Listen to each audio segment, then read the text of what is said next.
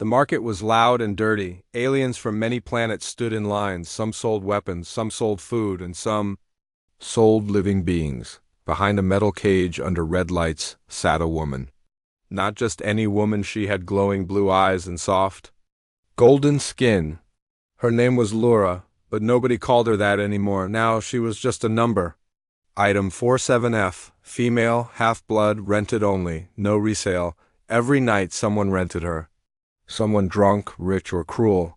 She was trained not to cry, not to speak unless asked, not to hope. Today felt like another normal day in her terrible life. Fat alien with 6 arms and green teeth pointed at her cage. "I want this one," he laughed. "She looks fun."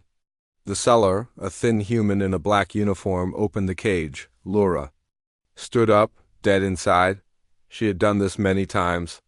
She took one step forward, then she froze. Another voice spoke, calm, deep, human. "I'll take her," he said. "Permanently," the fat alien growled. "What do you mean?"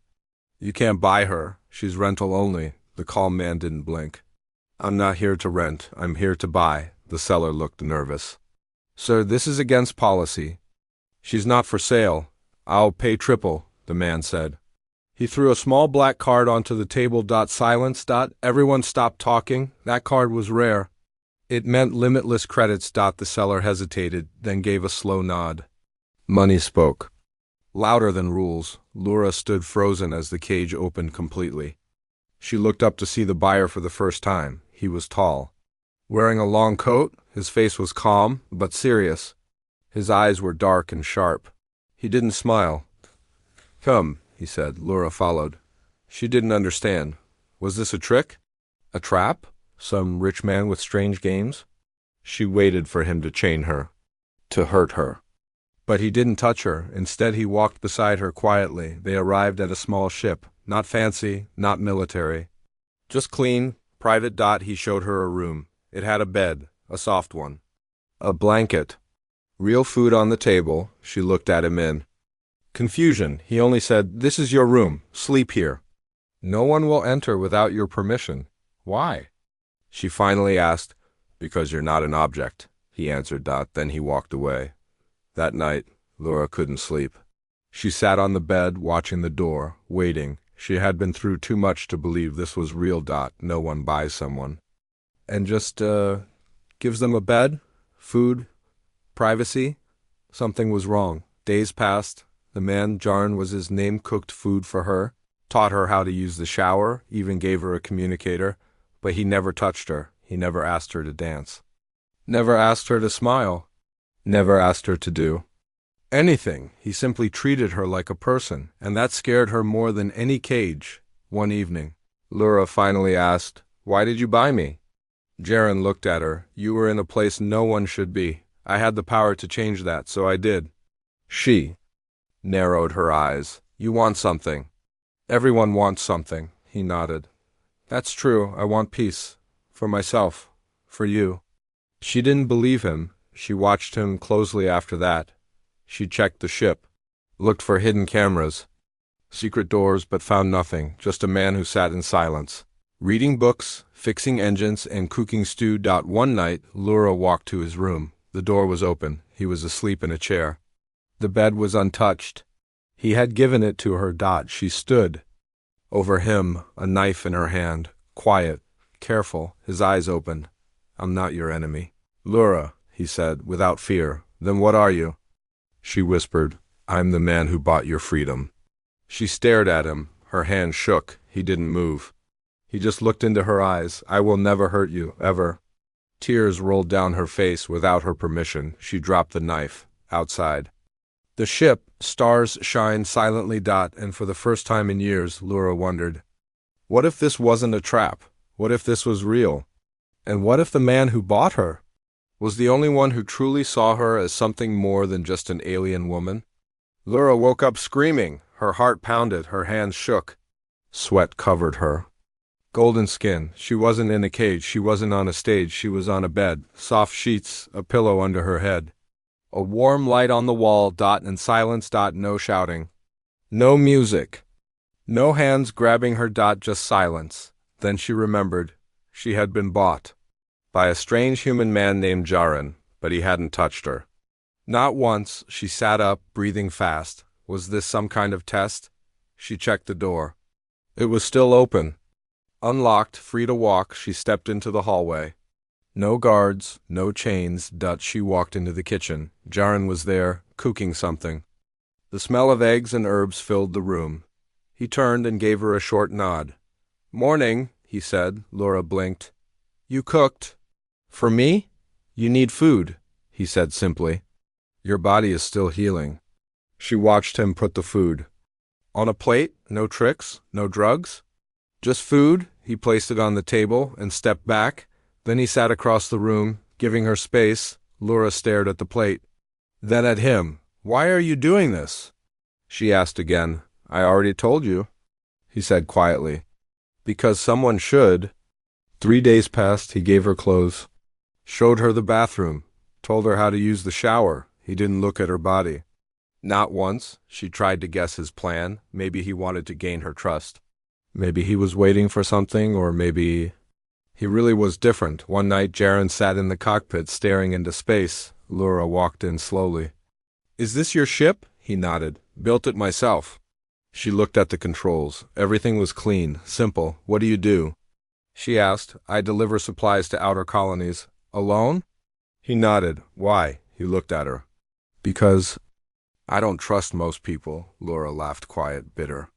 "Smart choice." He didn't smile. "People hurt you?" She looked away. "Every kind of person." He didn't push her. "Just turn back to the stars." The next day, she tested him. She walked into the kitchen wearing only a thin shirt. Nothing else. He looked at her once. His eyes didn't change. He handed her a cup of water. "You're dehydrated." Then he walked away. That night, she broke. She sat in her room. Holding a mirror, she looked at herself, at the marks on her body, the tired eyes, the face she hated. She whispered, "Why me?" Then she got up and walked to Jaren's room. Quiet, careful. He was sitting at his desk, reading an old digital book. She stepped inside. "Do you want me to stay here forever?" He didn't answer. She asked again, sharper this time. "Do you expect me to be your toy?" He looked up. "I expect nothing from you." "Then why keep me?" "Because I wanted to see what would happen if someone treated you like a person again." Silence. She felt her knees weaken. No one had ever said that to her. She whispered, "I don't know how to be a person anymore." He nodded slowly. "Then we'll figure it out together." That night she didn't sleep in fear. She slept in peace. But the next morning, something strange happened. Laura heard Jaren talking in the engine room. Quiet, fast, to someone on a private call. She stepped closer. Didn't make a sound. A voice crackled through the speaker. "Is she the one? The data matches?" Jaren replied, "I'm not sure yet. She doesn't remember anything." "You better be sure," the voice said. "You weren't cleared to take her." Then the signal cut. Laura's blood ran cold. He had lied. He knew something. He was hiding something. She stepped back, heart racing. Maybe he wasn't a savior after all. Maybe this was just another game, another cage, just more comfortable than the last. Back in her room, she sat on the bed. She didn't cry this time. She didn't panic. She planned. Next time Jaren slept, she would search his files. If he had secrets, she would find them, and if he had used her, she would make him regret it. It started with a song, not a real one, a strange tune, soft, cold, mechanical, echoed in Laura's head while she slept. A sound like metal wings and broken stars. She woke up gasping, eyes wide. She had dreamed of something terrible, but not from this life. It felt older, louder, familiar. She walked to the mirror and stared. Her skin was golden. Her face beautiful, designed perfectly. No flaws. No scars, too perfect. She touched her neck and felt a small bump under the skin, like a chip. Why had she never noticed it before? Later, when Jaren went to the nearby station for supplies, Laura locked herself in the ship's med-room. She activated the scan table. She lay down and pressed the button with shaking hands. Scanning. The machine scanned her entire body with blue light. When it finished, a screen lit up. Laura stared at the results, and her heart stopped. Classified modifications. Pleasure nerve upgrades. Memory suppression implant, combat reflex dampening. DNA masking, level red. She wasn't just used, she was built, a modified body, fake records. And her real DNA was locked under layers of false data. She wasn't just someone's property, she was someone else's secret. Laura trembled. Her hand moved to the implant in her neck before she could stop herself. She dug into her skin with a tool from the med-kit. It hurt. Blood ran down her collar. The implant sparked. And everything changed. Flash. She was holding a weapon, flying. A ship, wearing a war uniform, not a dress, screaming, firing, falling. An explosion, fire, blood, and a voice shouting, "Captain Zane, pull back." "That's an order." She fell to the floor, shaking. Who was Captain Zane? Was that her? The door opened behind her. Jaren stepped in and froze when he saw her, blood on her neck, the tool in her hand. The screen still showing her true body data. She looked up at him. "You knew?" she said. Jaren stepped closer but didn't speak. "You knew I wasn't just a dancer." He nodded. "You were more than that." "I wasn't sure how much they erased." Her voice cracked. "Why didn't you tell me?" "Because I needed you to remember on your own. If I forced it, your brain could have broken." She looked away. Angry, confused, broken. "I was in a war," she whispered. "Yes," Jaren said. "You were a soldier." She stared at the wall. A soldier turned into a toy, her memories stolen, her body changed. She should have died in battle. But someone turned her into a product. Who did this to her? And why? "Who was I fighting for?" she asked. Jaren's jaw tightened. "For your planet, Zarya 9, it was destroyed." She looked at him sharply. "By humans?" He didn't answer. That was enough. Laura stood up, pain still in her neck. But her voice was strong now. "You said you bought my freedom." "Was that a lie too?" "No," Jaren said. "That part was real. I wanted you to be free. But you wanted something more," she said. "You were looking for someone like me." "Yes," he admitted. "Because you're not just anyone. You're the last survivor of Zarya's Royal Command Fleet." She laughed bitterly. "So I'm important now?" He shook his head. "You were always important. You just didn't know it." Silence filled the room. Then Jaren did something he never had before. He stepped forward and knelt in front of her. Not to beg, not to trick her, just to show respect. "You don't belong in chains," he said. "You never did. And I'll help you find the truth. If you let me." Laura looked at him. Memories flickered in her mind like broken glass. War, fire, orders, a name. Valura Zane. That was her real name, not Laura. She whispered, "I remember a ship. Shaped like a blade. Do you know it?" Jaren nodded slowly. "The Crimson Talon, your flagship. It vanished with you." Her eyes burned. She wasn't just some woman bought and sold. She was a leader, a fighter. And now she wanted answers. "I'm going to find out who did this to me," she said. Jaren nodded. "Then we start now." Outside the ship, stars moved past like silver dust. Inside, a lost soldier began to wake up, and the galaxy didn't know. She was coming back. It started with static. Not on the screen. Not from the engines. It came from inside her. Laura was standing in the hallway of the ship when it happened. A sharp noise rang in her ears, like a code, like a signal, and then her vision blurred. She dropped to one knee, breathing hard. Her neck, where the implant had once been, burned. "Laura!" Jaren rushed to her side. "What's wrong?" She grabbed his arm, eyes wide. "They're calling me," she whispered. "Who?" "I don't know. But they found me." Jaren didn't ask questions. He picked her up and ran to the cockpit. Alarms were already flashing, too. Ships unmarked were heading toward them fast. No signal. No warnings, just speed and silence. Laura held her head. The signal was still humming inside her mind. Jaren activated the ship's defenses. "They're not here to talk," he said. "They're here to erase you." Outside the window, the black of space cracked with movement, sleek ships, no logos, no heat signatures. Silent killers. Inside the ship, Laura's instincts took over. She moved faster than she ever had before. Her hands knew what to press. Her body remembered war even if her mind still struggled.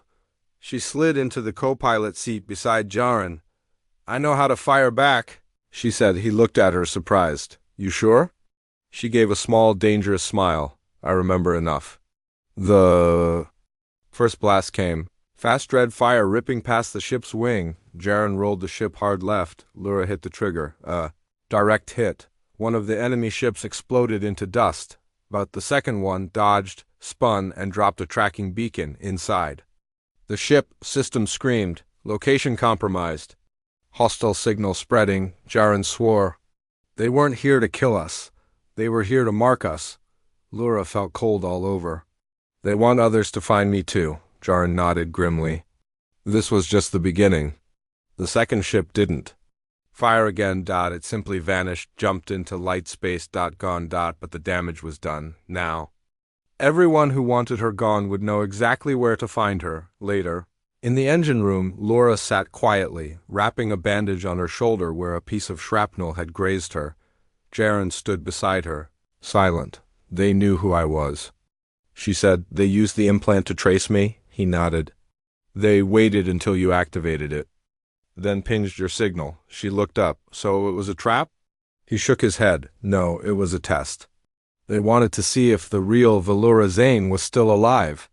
And now they know," she whispered. She got up, anger rising in her chest. "All those years," she said. "They erased me, used me, sold me." "They wanted you dead," Jaren said. "But someone decided to keep you alive. For later." Laura's eyes burned. "Then let them come," she said. "I'm not running anymore." Jaren hesitated. "There's something you need to see." He led her to the storage bay. In a locked container, hidden under layers of scrap metal, he pulled out a black case. He opened it. Inside, a weapon. Unlike anything she had ever seen yet, somehow. Familiar, she picked it up. Her fingers wrapped around the grip like they were made for it. "This was yours," Jaren said, "recovered from a crashed site years ago. Your name was burned into the handle." On the side, she saw it, Zia in her voice. "Was steady now. They won't stop until I'm erased for good." "Then we don't give them a chance," Jaren replied suddenly. A red light blinked on the wall. Incoming transmission encrypted. No origin. Laura looked at Ariane. He nodded. She opened the message, a dark screen. A robotic voice. "Valora Zane, you are an unauthorized memory subject. You were not meant to survive. You belong to the project. Return or be destroyed." The screen went black. Silence. Then Laura whispered, "They built me. But they forgot one thing." Jaren looked at her. "What's that?" She looked at the stars ahead. "I build myself now." Outside, deep in the stars, more ships began to move. They were coming, but this time she would remember who she was, and she would be ready. Laura had never seen stars like this, not from behind bars, not from a dance stage, not through a cage. Now they raced past her, white streaks across the black sky as Jaren's ship jumped. Through hyperspace, she sat near the window, her legs tucked beneath her. She didn't speak, but her heart was full of noise, not from war, not from fear, from something worse. Hope. He had saved her, fought for her, respected her. Jaren had done everything no one else ever did, and that scared her because now she felt something she didn't know she could still feel, safe, and maybe even something more. Dangerous call on love. She watched him from across the ship, fixing wires, cooking food, reading quietly. He never asked for her body, never pushed for her trust. He just waited. And somehow that made her want to give him everything. That night, while the stars hummed outside, she stood in the kitchen while he washed dishes. She walked closer, quiet, nervous. "I used to think," she said, "that no one could be good without a price." Jaren looked over his shoulder. "And now?" he asked. She hesitated. "Now I wonder if, maybe, I was wrong." He turned toward her, drying his hands slowly, their eyes locked. It was the kind of silence that pulls two people together. No rush. No force. Just gravity. But before she could say anything else, something changed. She saw the reflection of the glass panel beside him, a blinking light, a panel on the wall, slightly open. Hidden behind a cleaning unit, curiosity replaced warmth. Later, when Jaren slept, she moved to that panel. Quiet. Careful. She opened it, a data port, old, cracked, but still active. She connected it to the console just to see. The screen blinked. A hidden file opened, her breath caught in her throat. Project Echo, File 9934V. Subject: Valora Zane. Date opened, 7 days ago, opened by Jaran Vashi. Clicked further. There were reports. Medical scans, combat logs, DNA matches, timelines. He had known. Before he bought her, he hadn't found out by accident. He had searched for her. She stared at the screen, hand trembling. What else was he hiding? Why look for her? Why buy her? Why not tell the truth? Was this all part of some bigger plan? Footsteps. She turned quickly. Jaran stood in the doorway, quiet, watching. How long have you known? She asked, voice low, sharp. He didn't flinch. Before I met you, I had theories, no proof. You were looking for me? Yes. Why? He paused. Because your memory was stolen. Your planet was erased. And no one cared, but I did.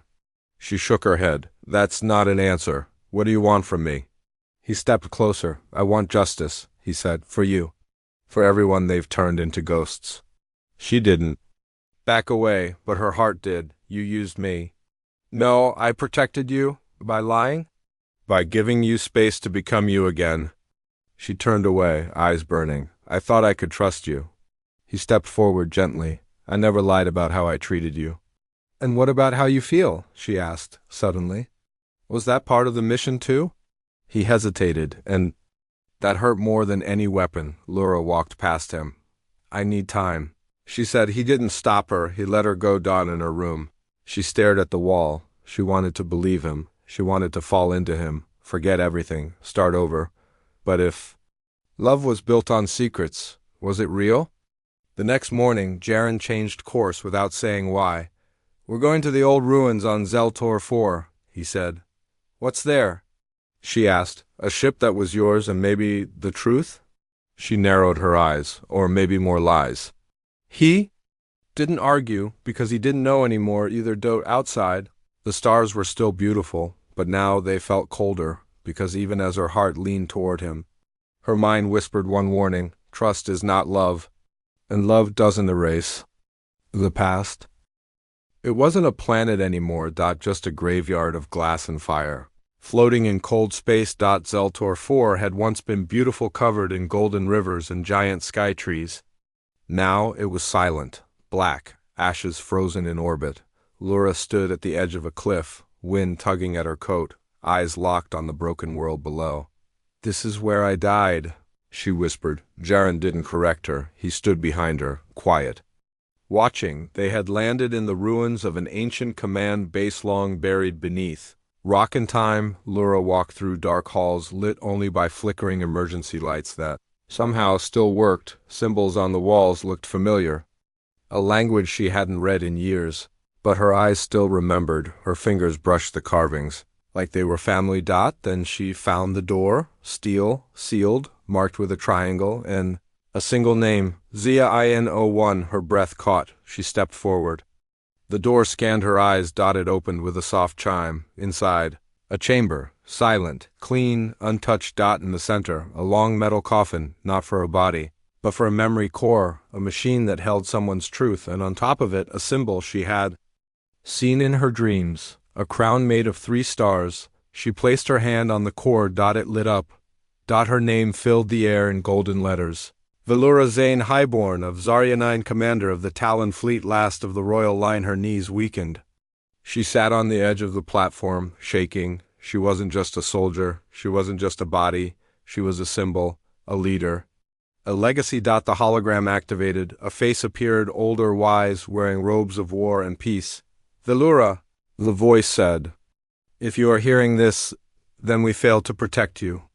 The enemy has won. Zarya has fallen. Jaran stepped closer. Laura didn't blink. The message continued. You were more than a commander. You were born to lead when I could not. Your mother died believing you would bring balance to this galaxy. We placed your memory in stasis to save you from what was coming. We never meant for them to turn you into what they did. She closed her eyes. Tears slipped down. All those years lost, sold, modified, silenced, not knowing she had once been powerful, loved, respected. Jaran touched her shoulder gently. You were meant to rise, he said, not disappear. She opened another file. Ship blueprint.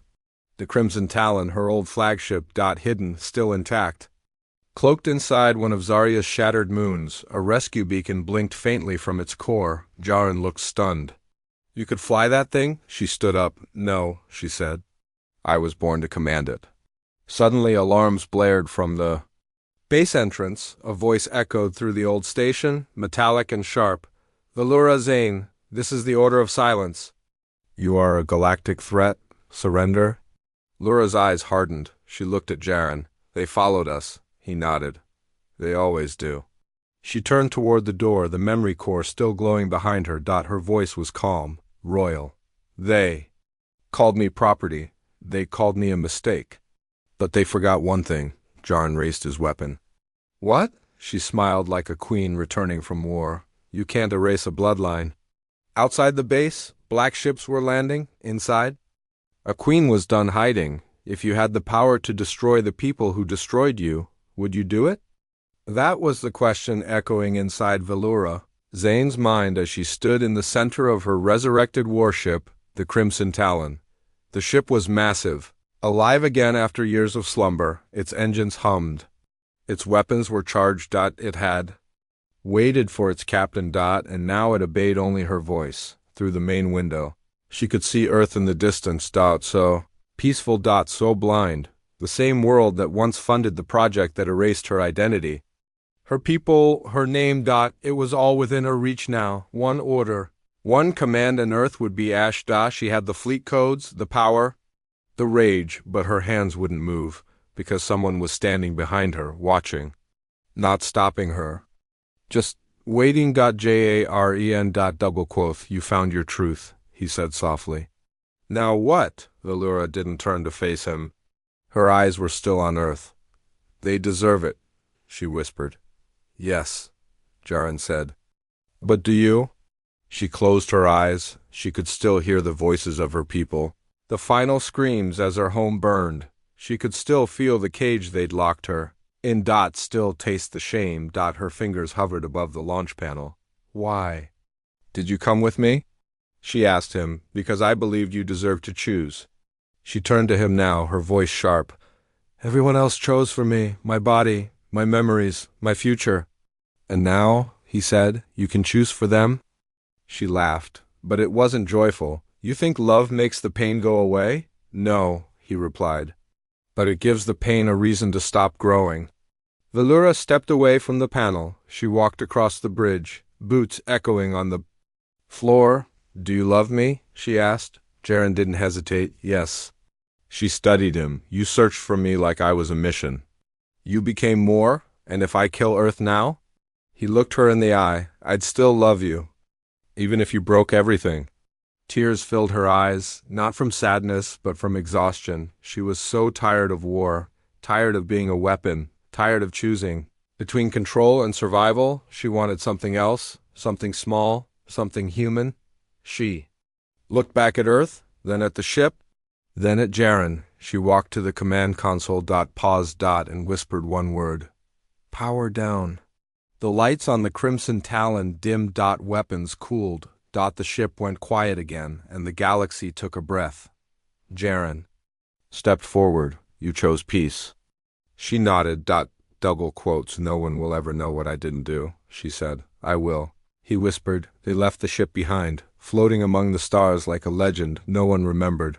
Velura Zane, last of Zarya, survivor of betrayal, was no longer a ghost. She was a woman, and she was free. Months later, on a small farming colony under real sunlight, she sat beside Jaren on a quiet porch. No cages. No commands. No stars to chase. Just the sound of wind, and a mug of warm tea in her hands. A child ran by, human, laughing. Velura smiled, not because she belonged, but because she had chosen to stay. Her past would always live in shadows, but her future, that was finally hers.